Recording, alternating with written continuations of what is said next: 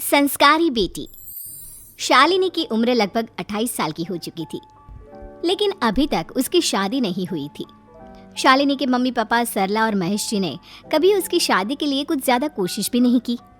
शाली मन ही मन चाहती थी कि दूसरी सहेलियों की तरह उसका भी घर बस जाए, लेकिन वो अपने मम्मी पापा से ये बात कहती भी तो कैसे कहती। माँ जानती है, मेरी सहेली है ना शीतल, उससे बेटी हुई है, बड़ी प्यारी बच्ची है उसकी। अरे ये तो बहुत अच्छी बात है। उसकी शादी भी तो 4 साल पहले हो गई थी ना। अब क्या करे बेटा, चाहते हैं तो हम भी यही है कि तुम्हारी शादी हो जाए, लेकिन कोई अच्छा लड़का मिलता ही नहीं। कोई बात नहीं मम्मी पापा, मैं जानती हूँ आप मेरे लिए बहुत अच्छा रिश्ता ढूंढना चाहते हैं, और अभी मेरी इतनी उम्र भी तो नहीं हुई है। अच्छा शालिनी बेटा, क्या है ना, मेरे पास नई साड़ी नहीं है और मुझे किटी पार्टी में जाना था, तो इस महीने तेरी तनख्वाह आ जाए तो एक नई साड़ी दिलवा देना बेटा।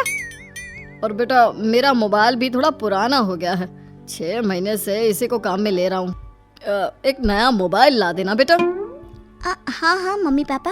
और माँ, आप तनख्वाह की चिंता क्यों करती हैं? साड़ी तो मैं आपको कल ही दिलवा दूंगी।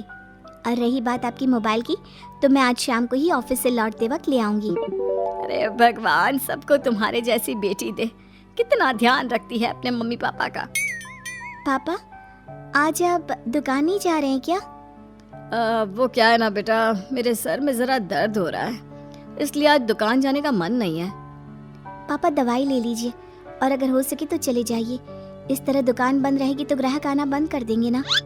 अरे बेटा, तेरे पापा की अब उम्र हो चली है, और तू है ना हमारी कमाऊ बेटी, इतनी अच्छी नौकरी करती है, हमारा ख्याल रखती है, तेरे पापा को चिंता करने की क्या जरूरत भला है?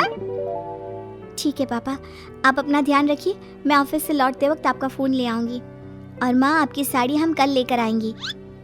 शालिनी के जाने के बाद क्या करे, शालिनी के लिए सच में कोई लड़का ढूंढकर उसकी शादी करवानी है क्या? अरे पागल हो गई हो क्या? वो शादी करके इस घर से चली गई तो हमारे खाने के लिए पैसे कहाँ से आएंगे? जानती हूँ वैसे भी आपको ना दुकान पर जाने में, काम करने में आलस आता है, अच्छे से पहचानती हूँ आपको। हाँ तो क्या हुआ, बेटी नौकरी करती है, जब बच्चे माँ बाप की कमाई पर मजाक कर सकते हैं, तो क्या माँ बाप बच्चों की कमाई पर थोड़े दिन चैन से जी नहीं सकते? अरे वो तो हम जी रहे हैं ना, देखा ना हमारी बेटी एक ही बार में हमें मोबाइल और साड़ी दिलाने के लिए कैसे फट से तैयार हो गई। एक दिन सरला की एक पड़ोसन अपने भतीजी का रिश्ता लेकर सरला के घर आती है। सरला बहन, ये मेरा भतीजा है प्रशांत, इसके लिए रिश्ता ढूंढ रही थी बहुत दिन से। अचानक से तुम्हारी बेटी का ख्याल आया, इतनी सुंदर और अच्छी नौकरी वाली लड़की है, मुझे तो बहुत पसंद है। अरे तुम्हारे पसंद करने से क्या होता है, मेरी बेटी को भी तो तुम्हारा भतीजा पसंद आना चाहिए ना। हाँ, ऐसे थोड़ी ना कि तुम्हें हमारी लड़की पसंद आ गई और हमने रिश्ता कर दिया। मेरा भतीजा बहुत बड़ी कंपनी में जॉब करता है। अंकल जी, मैंने आपकी बेटी को देखा है और वो मुझे बहुत पसंद है। हाँ, तुम्हें तो पसंद है, लेकिन हमें भी तो उससे एक बार पूछना पड़ेगा ना। तो बुलाइए ना शालिनी को, उससे पूछ लेते हैं कहाँ है वो। ऑफिस गई है और उसको आने में अभी देर लगेगी।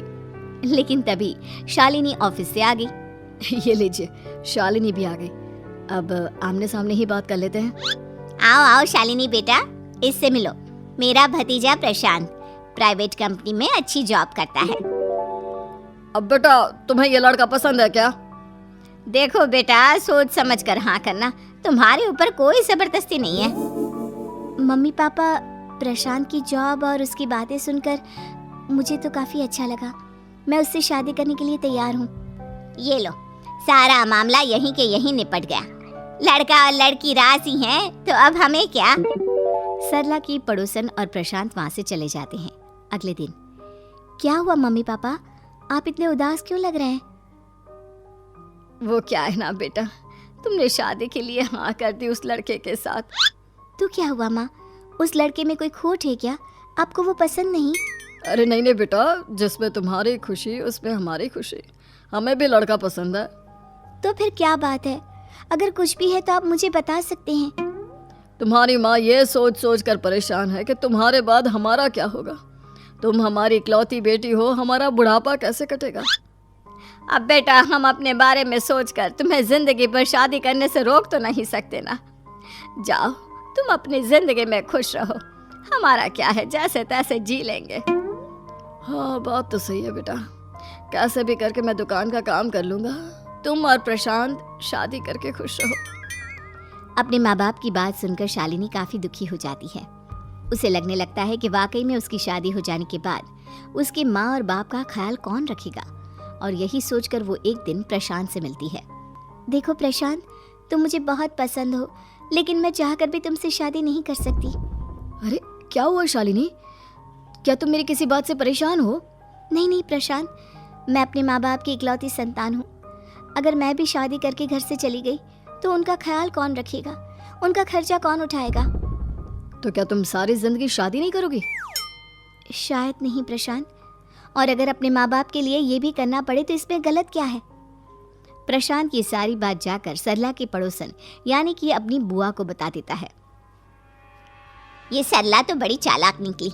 प्रशांत, वो अपनी बेटी के साथ खेल खेल रही है। कैसा खेल? आप क्या कहना चाहती हैं? अरे शालिनी बहुत सीधी और संस्कारी लड़की है, लेकिन ये सरला और महेश एक नंबर के चालाक। बुआ जी आपकी बात सही है, लेकिन अपनी बेटी के साथ भला कोई क्यों चालाकी करेगा? वो तो मैं तुझे कल बताऊंगी, तो कल सुबह मेरे साथ शालिनी के घर चलना। और फिर अगले दिन। क्या हुआ सरला बहन, तुम्हारी बेटी ने तो शादी के लिए मना कर दिया। अब पता नहीं बहन जी क्यों मना कर दिया, हम तो चाहते थे कि बेटी की शादी धूमधाम से करें। हमारी तो बहुत इच्छा थी कि शालिनी की शादी प्रशांत के साथ हो जाए, लेकिन अब क्या करें, वही नहीं चाहती। आंटी जी, शादी के बाद मुझे अपने माँ बाप की बहुत चिंता रहेगी, उनका ख्याल कौन रखेगा, और इसलिए मैं प्रशांत तो क्या किसी से भी शादी नहीं करना चाहती। अंधी हो गई हो क्या माँ बाप के प्यार में? पहले जरा अपने माँ बाप से सच तो पूछ लो। कैसा सच? यही सच शालिनी कि ये तुम्हारे सगे माँ बाप नहीं है और तुम इनके लिए सिर्फ पैसे कमाने का एक जरिया हो। अरे अरे ये तुम क्या कह रही हो? सच ही तो कह रही हूँ भाई साहब। अब सीधे सीधे अपनी बेटी को अपनी सच्चाई बताओगे या फिर मैं कोई दूसरा तरीका निकालूं? हमें माफ कर दो शालिनी, वो क्या है ना, हमारी कोई औलाद नहीं थी और जब तुम छोटी थी तो हमने तुम्हें गोद ले लिया था। तो इस नाते तो मैं आपकी बेटी ही हुई ना। लेकिन तुम्हें गोद लेने का हमारा सिर्फ एक ही मकसद था कि बड़ी होकर तुम नौकरी करो और हमारे लिए पैसे कमाओ, क्योंकि तुम्हारे पापा को काम करने में बहुत आलस आता है, और ये सच है कि हम ही नहीं चाहते थे कि तुम्हारी कभी भी शादी हो। कोई बात नहीं मम्मी पापा, आपने मुझे गोद लिया, पाल पोस कर बड़ा किया, भले ही उसके पीछे आपका कोई भी इरादा सही, लेकिन मैं आपकी बेटी हूँ। शादी तो मैं प्रशांत के साथ कर लूँगी, लेकिन उसके बाद भी जिंदगी भर आप दोनों का ख्याल रखूंगी। शालिनी की बातें सुनकर सरला और महेश को अपनी गलती का एहसास होता है और वो उससे माफी मांगते हैं।